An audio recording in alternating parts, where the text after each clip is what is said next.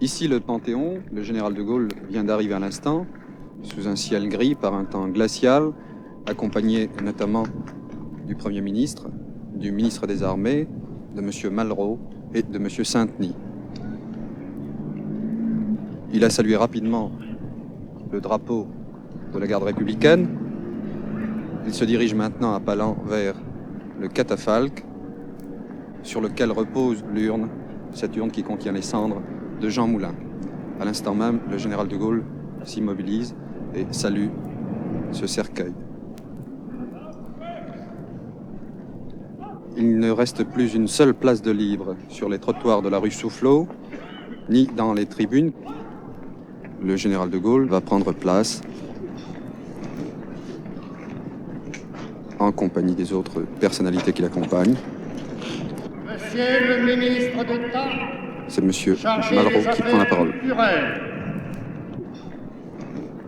Monsieur le Président de la République, voilà donc plus de 20 ans que Jean Moulin partit par un temps de décembre sans doute semblable à celui-ci pour être parachuté sur la terre de Provence et devenir le chef d'un peuple de la nuit. Sans cette cérémonie, combien d'enfants de France sauraient son nom? Il ne le retrouva lui-même que pour être tué, et depuis sont nés 16 millions d'enfants. Puissent les commémorations des deux guerres s'achever aujourd'hui par la résurrection du peuple d'ombre que cet homme anima, qu'il symbolise et qu'il fait entrer ici comme une humble garde solennelle autour de son corps de mort. Après 20 ans, la résistance est devenue un monde de limbe où la légende se mêle à l'organisation. Le sentiment profond, organique, millénaire, qui a pris depuis son action légendaire, voici comment je l'ai rencontré. Dans un village de Corrèze, les Allemands avaient tué des combattants du maquis et donné ordre aux maires de les faire enterrer en secret à l'aube. Il est d'usage dans cette région que chaque femme assiste aux obsèques de tout mort de son village en se tenant sur la tombe de sa propre famille. Nul ne connaissait ces morts qui étaient des Alsaciens.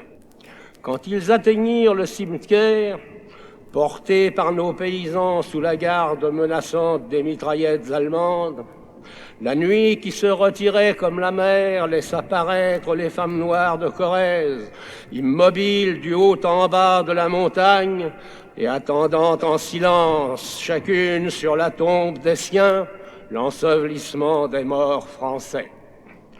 Ce sentiment qui appelle la légende, sans lequel la résistance n'eût jamais existé, et qui nous réunit aujourd'hui, c'est peut-être simplement l'accent invincible de la fraternité. Comment organiser cette fraternité pour en faire un combat? On sait ce que Jean Moulin pensait de la résistance au moment où il partit pour Londres.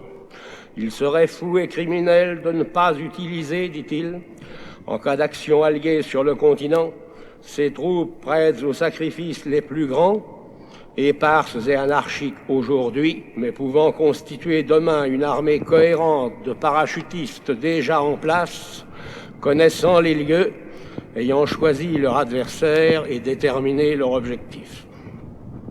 C'était bien l'opinion du général de Gaulle. Néanmoins, lorsque le 1er janvier 1942, Jean Moulin fut parachuté en France, la résistance n'était encore qu'un désordre de courage. Une presse clandestine, une source d'information, une conspiration pour rassembler ces troupes qui n'existaient pas encore. Or, ces informations étaient destinées à tel ou tel allié. Ces troupes se lèveraient lorsque les alliés débarqueraient. Certes, les résistants étaient les combattants fidèles aux alliés, mais ils voulaient cesser d'être des Français résistants et devenir la résistance française. C'est pourquoi Jean Moulin est allé à Londres. Pas seulement parce que s'y trouvaient des combattants français qui eussent pu n'être qu'une légion, pas seulement parce qu'une partie de l'Empire avait rallié la France libre. S'il venait demander au général de Gaulle de l'argent et des armes, il venait aussi lui demander, je cite, une approbation morale des liaisons fréquentes, rapides et sûres avec lui. Le général assumait alors le nom du premier jour, le maintien du combat, quel qu'en fût le lieu, quelle qu'en fût la forme. Enfin, le destin de la France. La force des appels de juin tenait moins aux forces immenses qui n'avaient pas encore donné, car il faut que la France soit présente à la victoire, alors elle retrouvera sa liberté et sa grandeur. La France, et non telle légion de combattants français. C'était par la France libre que les résistants de Bir Hakeim se conjuguaient, formaient une France combattante restée au combat. Chaque groupe de résistants pouvait se légitimer par l'allié qui l'armait et le soutenait, voire par son seul courage. Le général de Gaulle seul pouvait appeler les mouvements de résistance à l'union entre eux et avec tous les autres combats, car c'était à travers lui seul que la France livrait un seul combat. C'est pourquoi, même lorsque le président Roosevelt croira assister à une rivalité de généraux ou de partis, l'armée d'Afrique, depuis la Provence jusqu'aux Vosges, combattra au nom du gaullisme, comme feront les troupes du Parti communiste. C'est pourquoi Jean Moulin avait emporté, dans le double fond d'une boîte d'allumettes, la microphoto du très simple ordre suivant. Monsieur Moulin a pour mission de réaliser, dans la zone non directement occupée de la métropole, l'unité d'action de tous les éléments qui résistent à l'ennemi et à ses collaborateurs. Inépuisablement, il montre aux chefs des groupements le danger qu'entraînerait le déchirement de la résistance entre des tuteurs différents. Chaque événement capital, entrée en guerre de la Russie puis des États-Unis, débarquement en Afrique du Nord, renforce sa position. À partir du débarquement, il devient évident que la France va redevenir un théâtre d'opération. Mais la presse clandestine, les renseignements, même enrichis par l'action du noyautage des administrations publiques, sont à l'échelle de l'occupation, non de la guerre. Si la résistance sait qu'elle ne délivrera pas la France sans les Alliés, elle n'ignore plus l'aide militaire que son unité pourrait leur apporter. Elle a peu à peu appris que s'il est relativement facile de faire sauter un pont, il n'est pas moins facile de le réparer. Alors que s'il est facile à la résistance de faire sauter 200 ponts, il est difficile aux Allemands de les réparer à la fois. En un mot, elle sait qu'une aide efficace aux armées de débarquement est inséparable d'un plan d'ensemble. Il faut que sur toutes les routes, sur toutes les voies ferrées de France, les combattants clandestins désorganisent méthodiquement la concentration des divisions cuirassées allemandes. Et un tel plan d'ensemble ne peut être conçu et exécuté que par l'unité de la résistance. C'est à quoi Jean Moulin s'emploie jour après jour, peine après peine, un mouvement de résistants après l'autre. Et maintenant, essayons de calmer les colères d'en face. Il y a inévitablement les problèmes de personnes, et bien davantage la misère de la France combattante, l'exaspérante certitude pour chaque maquis ou chaque groupe franc d'être spolié au bénéfice d'un autre maquis ou d'un autre groupe qu'indignent au même moment les mêmes illusions. Qui donc sait encore ce qu'il fallut d'acharnement pour parler le même langage à des instituteurs radicaux ou réactionnaires, des officiers réactionnaires ou libéraux, des trotskistes ou communistes autour de Moscou, tous promis à la même délivrance ou à la même prison? ce qu'il fallut de rigueur à un ami de la République espagnole, à un ancien préfet radical chassé par Vichy, pour exiger d'accueillir dans le combat commun tel rescapé de la cagoule. Jean Moulin n'a nul besoin d'une gloire usurpée. Ce n'est pas lui qui a créé Combat, Libération, Franc-Tireur, c'est Freinet, Dastier, Jean-Pierre Lévy. Ce n'est pas lui qui a créé les nombreux mouvements de la zone nord, dont l'histoire recueillera tous les noms. Ce n'est pas lui qui a fait les régiments, mais c'est lui qui a fait l'armée. Il a été le Carnot de la résistance. Attribuer peu d'importance aux opinions dites politiques lorsque la nation est en péril de mort.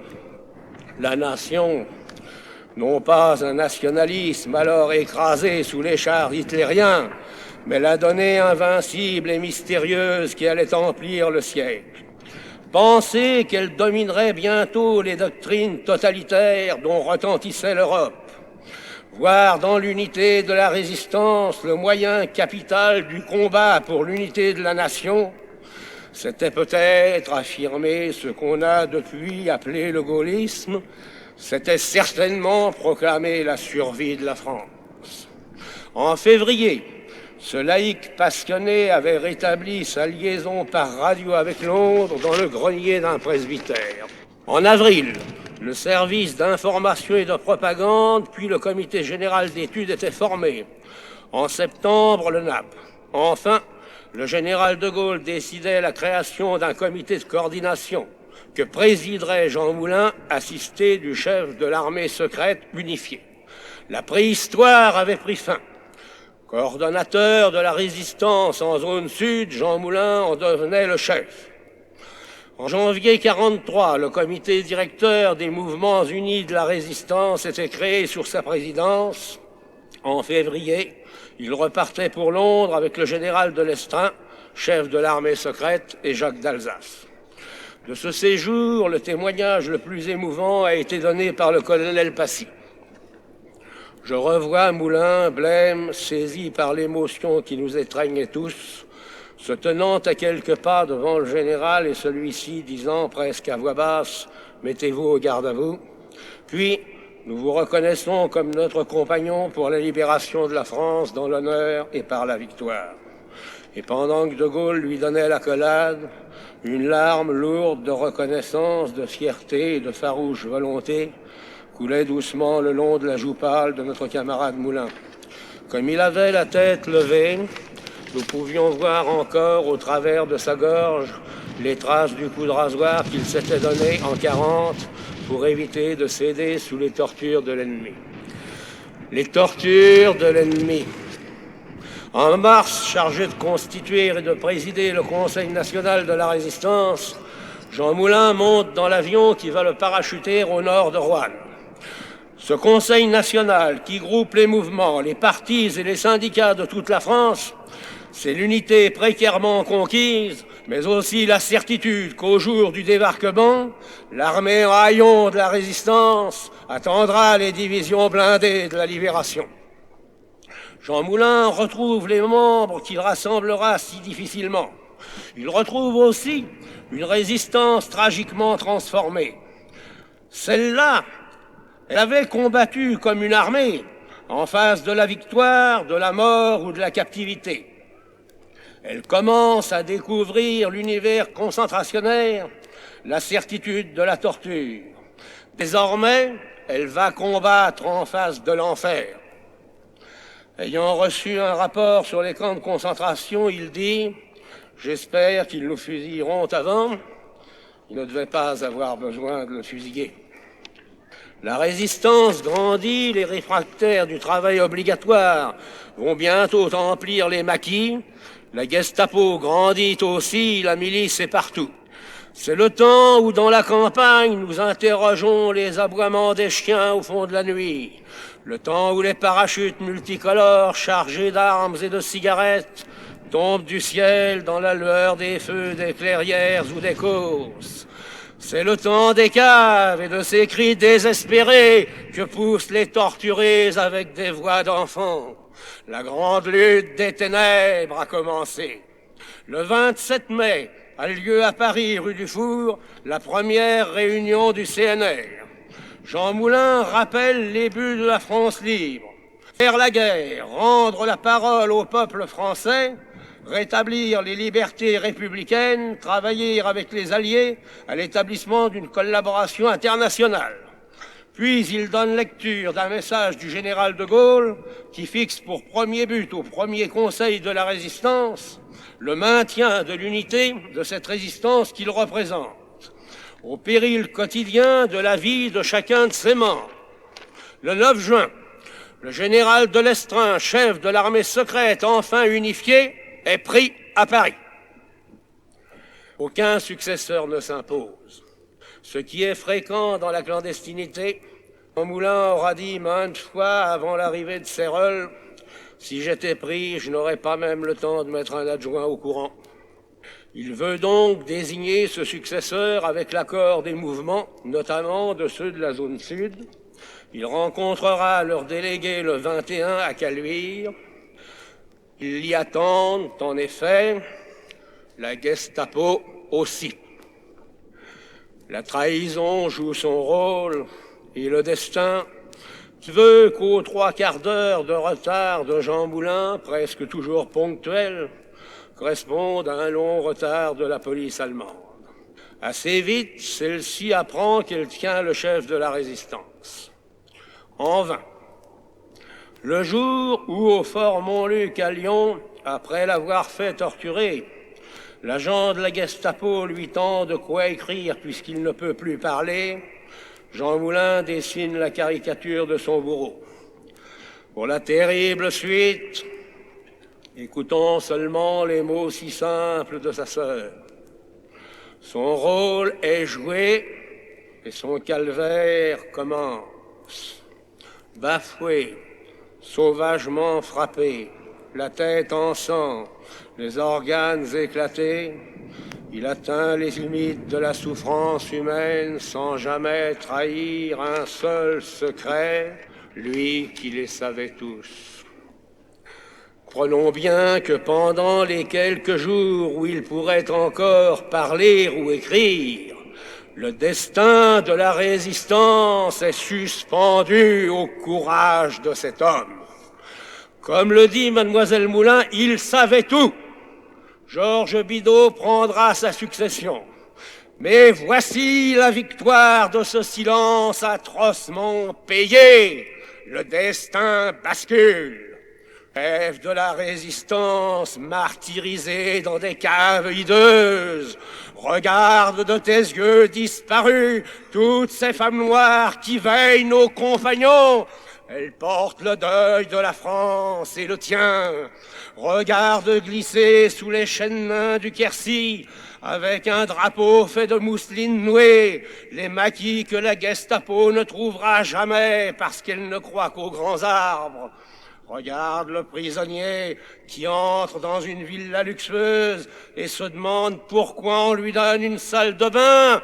Il n'a pas encore entendu parler de la baignoire. Pauvre roi supplicié des ombres, regarde ton peuple d'ombre se lever dans la nuit de juin constellé de tortures. Voici le fracas des chars allemands qui remontent vers la Normandie à travers les longues plaintes des bestiaux réveillés. Grâce à toi, les chars n'arriveront pas à temps.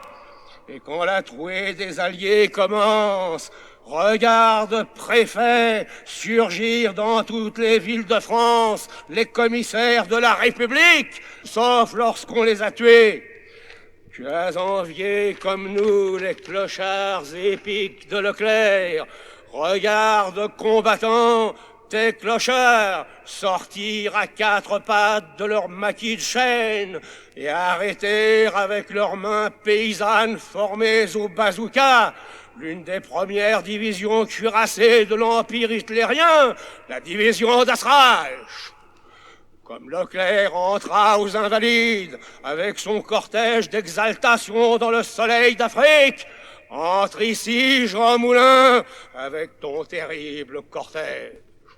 Et que ceux qui sont morts dans les caves sans avoir parlé comme toi, et même ce qui est peut-être plus atroce, en ayant parlé, avec tous les rayés et tous les tondus des camps de concentration, avec le dernier corps trébuchant des affreuses files de nuit et brouillard, enfin tombés sous les crosses, avec les 8000 Françaises qui ne sont pas revenues des bagnes, avec la dernière femme morte à Ravensbrück pour avoir donné asile à l'un des nôtres, entre avec le peuple né de l'ombre et disparu avec elle, nos frères dans l'ordre de la nuit. Mémorant l'anniversaire de la libération de Paris, je disais, écoute ce soir, jeunesse de mon pays, les cloches d'anniversaire qui sonneront comme celles d'il y a 14 ans, puisses-tu cette fois les entendre, elles vont sonner pour toi. L'hommage d'aujourd'hui n'appelle que le chant qui va s'élever maintenant, ce chant des partisans que j'ai entendu murmurer comme un chant de complicité, puis psalmodier dans le brouillard des Vosges et des bois d'Alsace, mêlé aux cris perdus des moutons des Tabors, quand les bazookas de Corrèze avançaient à la rencontre des chars de Rundstedt lancés de nouveau contre Strasbourg. Écoute aujourd'hui, jeunesse de France, ce qui fut pour nous le chant du malheur. C'est la marche funèbre des cendres que voici, à côté de celle de Carnot avec les soldats de l'an 2, de celle de Victor Hugo avec les Misérables, de celle de Jaurès veillée par la justice, qu'elles reposent avec leur long cortège d'ombres défigurées. Aujourd'hui, jeunesse, puisses-tu penser à cet homme comme tu aurais approché tes mains de sa pauvre face informe du dernier jour, de ses lèvres qui n'avaient pas parlé. Ce jour-là, elle était le visage de la France.